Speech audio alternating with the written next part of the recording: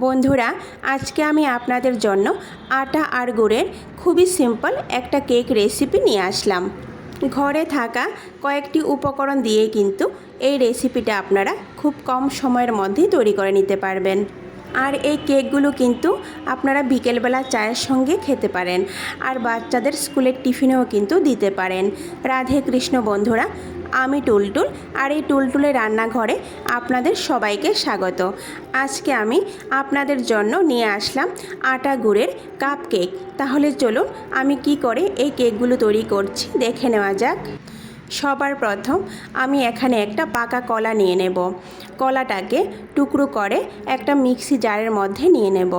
এর সঙ্গে 3টা এলাচ দিয়ে দেব। বন্ধুরা, আপনারা যদি কেকটা বেশি পরিমাণে বানাতে চান তাহলে কিন্তু কলার পরিমাণটা একটু বাড়িয়ে দেবেন।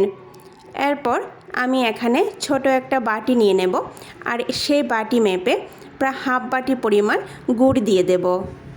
আমি এখানে যেই বাটি মেপে গুড় নিয়েছিলাম সেই বাটি মেপে এখানে 1 বাটি পরিমাণ দুধ নিয়ে নেব। সবটুকু দুধ এখানে দেব না, সেই বাটির 4 ভাগের 1 ভাগ দুধ আমি মিক্সি জারের মধ্যে দিয়ে দেব।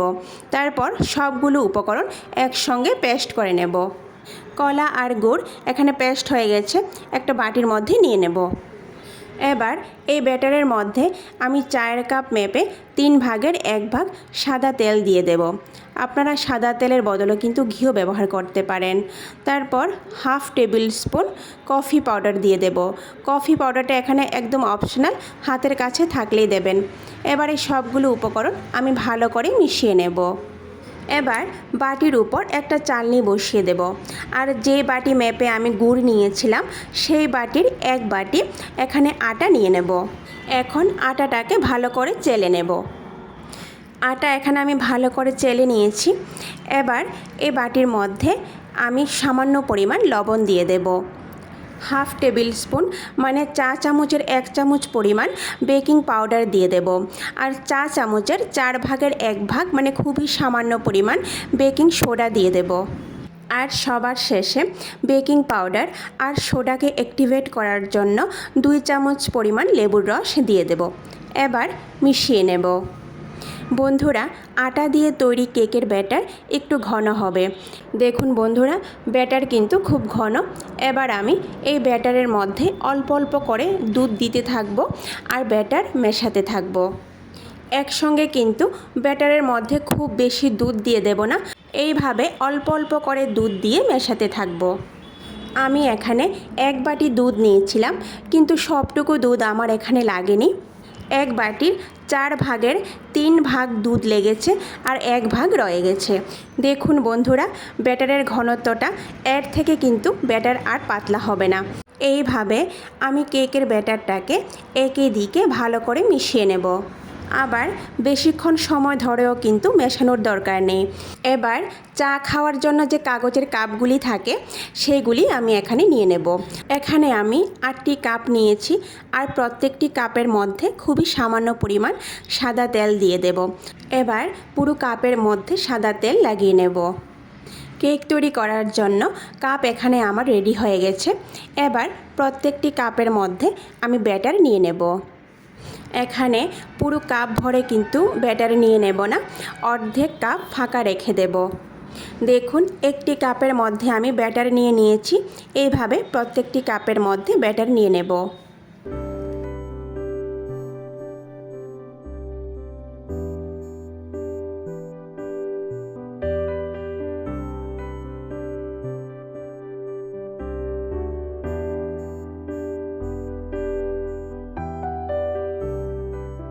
প্রত্যেকটি কাপের মধ্যে আমি ব্যাটার নিয়ে নিয়েছি।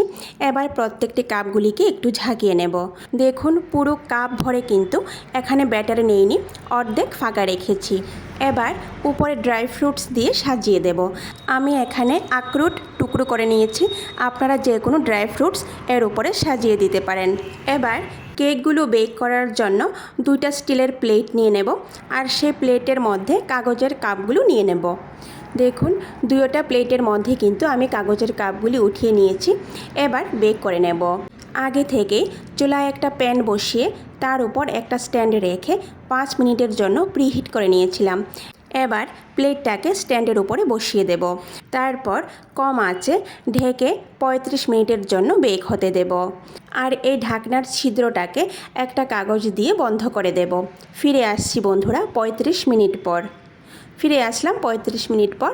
দেখুন কেকগুলো ফুলে কিন্তু ডাবল হয়ে গেছে। এবার এই কেকগুলিকে প্যান থেকে নামিয়ে একটু ঠান্ডা করে নেব। বন্ধুরা, এই কেকগুলি কিন্তু চায়ের সঙ্গে খেতে ভীষণ মজা হয়। আপনারা খুব সহজেই বাড়িতে তৈরি করে কিন্তু এই কেকগুলি চায়ের সঙ্গে খেতে পারেন। তো বন্ধুরা, তৈরি হয়ে গেল আমাদের আটা গুড়ের কাপ কেক। ভিডিওটি কেমন লেগেছে কমেন্টে করে নিশ্চয়ই জানাবেন। আর যদি ভালো লেগে থাকে তাহলে সবার শেষে লাইক, শেয়ার আর সাবস্ক্রাইব করে দেবেন। নমস্কার, আজকে এই পর্যন্তই। কথা হবে আবারও পরের ভিডিওতে।